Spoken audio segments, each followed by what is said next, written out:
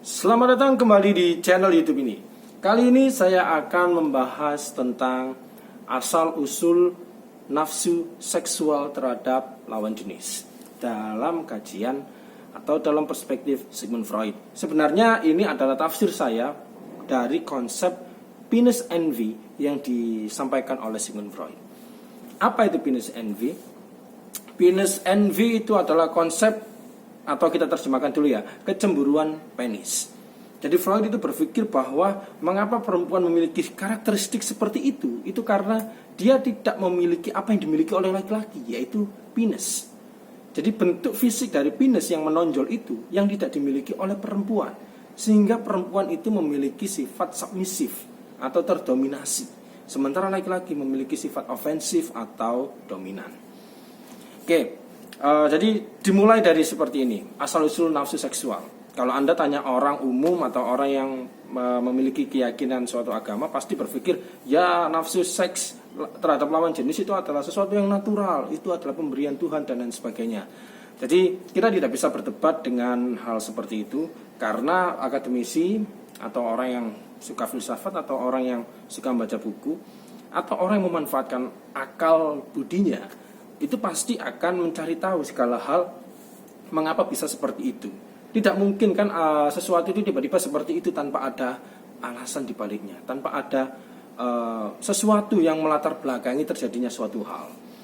Itu kenapa menurut saya secara pribadi Tuhan itu menciptakan akal agar kita mencari tahu mengapa segala sesuatu itu bisa terjadi seperti itu. Dan bukan untuk mengingkari kebesaran Tuhan, tapi untuk mensyukuri bahwa akal itu yang membedakan manusia dengan binatang. Jadi kita tidak bisa cuma beralasan doktrin atau keyakinan tanpa alasan, keyakinan tanpa berpikir. Kita hanya follower tanpa mengerti mengapa kita harus mengikuti seperti itu. Jadi manfaatkan akal. Daripada saya berceramah mengenai hal-hal semacam itu, langsung saja ya kita masuk ke pembahasan. Asal-usul nafsu, kenapa cowok nafsu sama cewek, kenapa cewek nafsu sama cowok. Saya mulai dari bayi laki-laki dulu. Mengapa bayi laki-laki itu memiliki karakteristik seperti itu? Atau laki-laki lah, mengapa memiliki karakteristik dominan, ofensif, ingin mendapatkan perempuan, menyaingi laki-laki yang lain, ingin menjadi yang terbaik, dan lain sebagainya. Mengapa laki-laki memiliki kecenderungan semacam itu? Kita mulai dari bocah atau bayi laki-laki lahir. Bayi laki-laki terlahir. Kok bisa tahu itu laki-laki? Dilihat dari penisnya. Oh, ada sesuatu yang menonjol di antara selangkangannya, maka bisa kita katakan sebagai bayi laki-laki. Bayi laki-laki. Bayi itu terlahir dalam kondisi kosong. Kita sepakat tentang itu. Bayi terlahir dalam kondisi kosong, tanpa nama, tanpa identitas, tanpa tahu siapa dirinya, dia hanya menangis, dan menangis.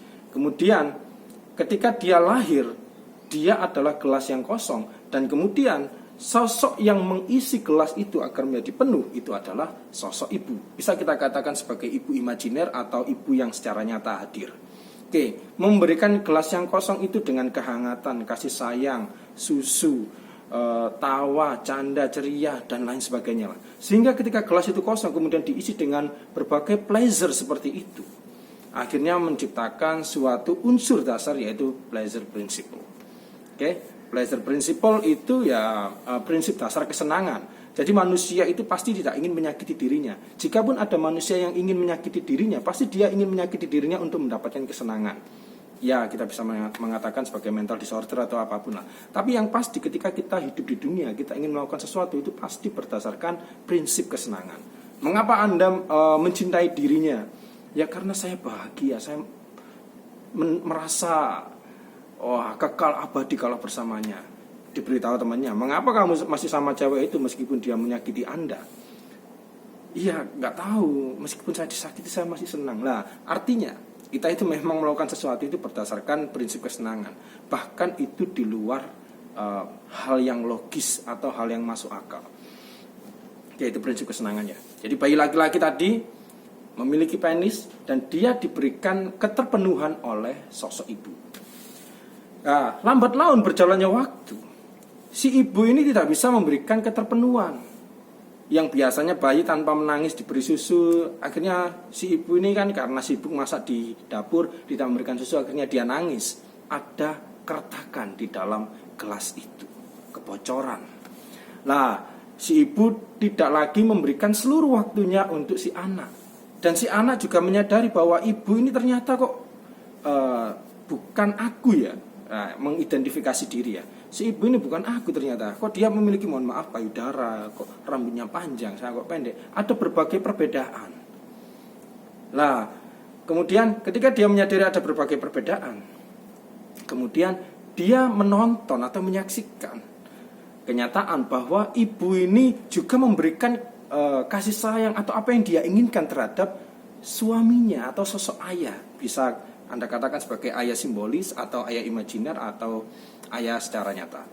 Nah, si ibu ini membagi membagi sesuatu yang diberikan yang seharusnya untuk saya atau untuk bayi itu, tapi diberikan untuk ayah. Nah, karena sudah kadung dia itu berpikir bahwa ibu itu berbeda dengan saya dan saya memiliki penis, ibu tidak memiliki penis, dan ada dorongan intuitif dari belajar prinsip itu yang tak sadar itu ya, kalau benda menonjol itu harus masuk. Jadi dia menganggap ibu adalah sosok yang memenuhi dirinya, dan dia dengan kata lain menjadikan ibu itu adalah objek pleasure-nya. Dan ketika si ayah itu merebut ibu, artinya si ayah itu merebut objek pleasure dari si anak itu. Jadi akhirnya si anak itu berpikir atau mulai menyadari bahwa untuk mendapatkan cinta ibunya dia harus menyingkirkan sosok ayah. Kenapa harus menyingkirkan? Kok nggak meniru aja?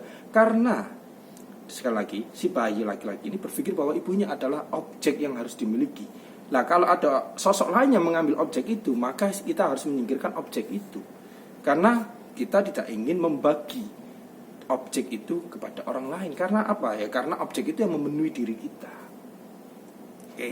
Dengan kata lain, laki-laki ketika tumbuh selalu menganggap laki-laki lain itu adalah saingan. Kalau laki-laki melihat cowok lain lebih kaya, kita pasti ingin lebih kaya. Kalau laki-laki melihat cowok lain lebih tampan, kita pasti akan jijik dan kita harus meninggalkan laki-laki itu. Meskipun tidak ada cewek atau sosok cewek yang ingin kita rebutkan ya. Jadi itu adalah asal-usul mengapa laki-laki itu memiliki sifat kompetitif.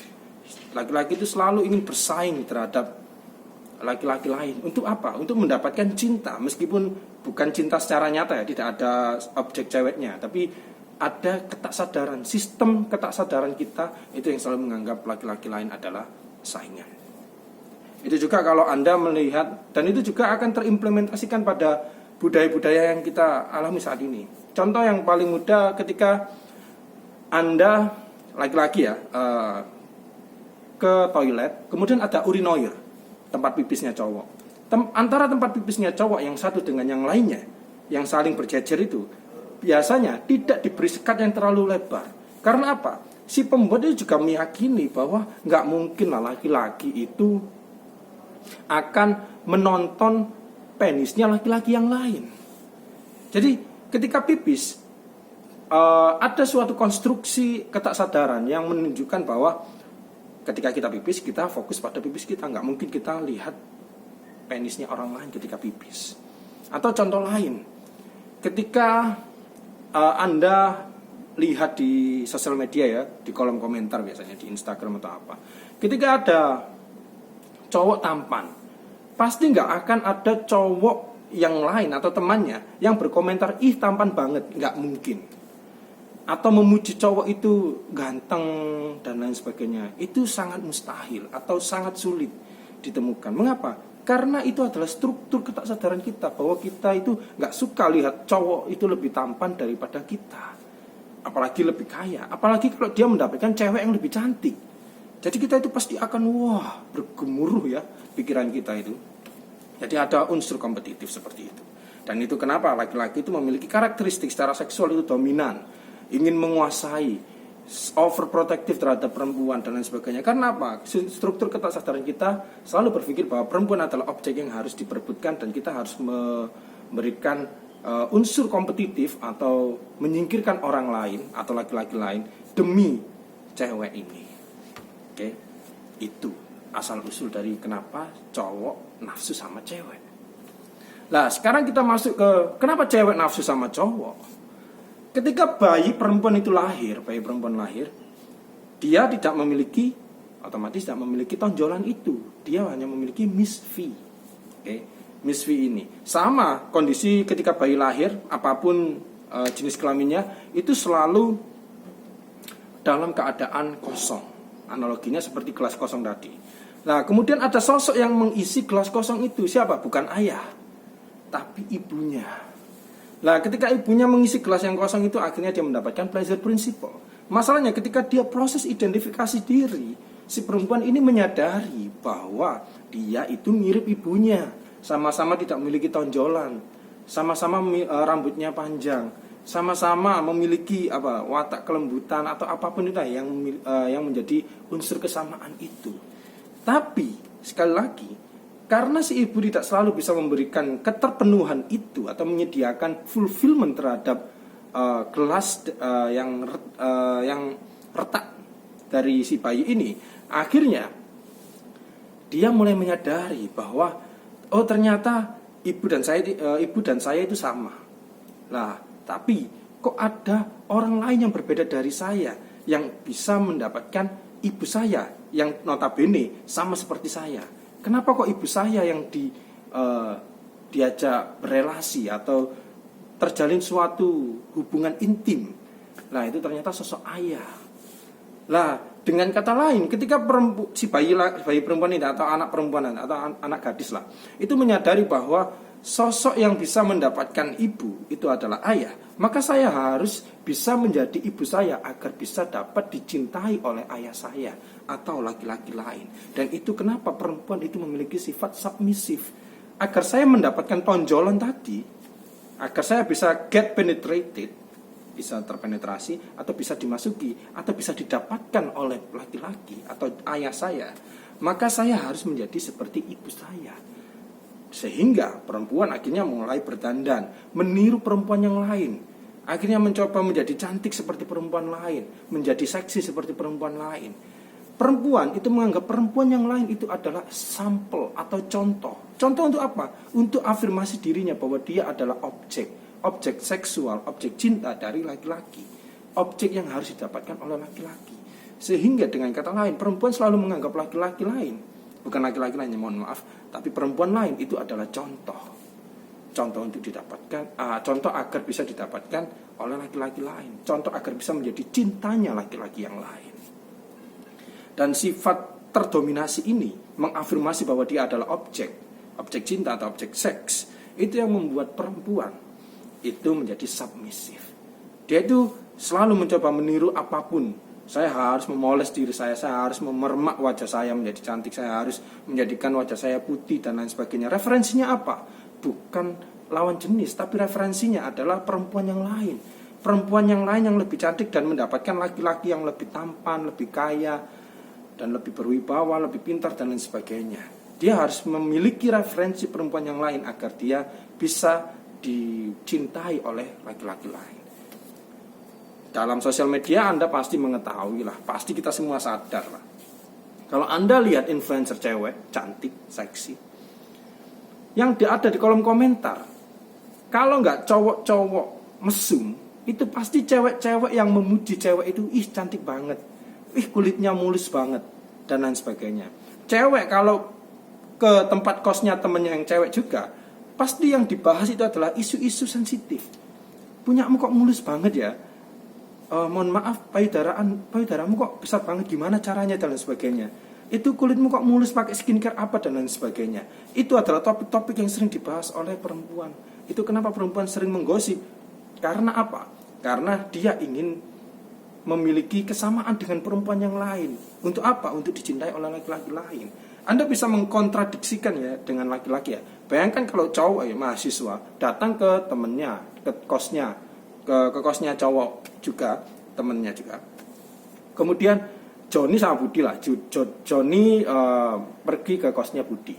Terus apa? Joni pasti ngobrol, Bud, punyamu kok besar banget, gimana caranya bisa besar? Kan nggak mungkin kayak gitu. Pasti yang dibahas itu apa? Selain masalah tubuh kita atau selain yang kita miliki, misalnya caranya menjadi main PS atau main game online atau apapun itulah untuk menjelaskan bahwa saya dan kamu itu tidak boleh memiliki hal yang sama. Kamu adalah saingan saya.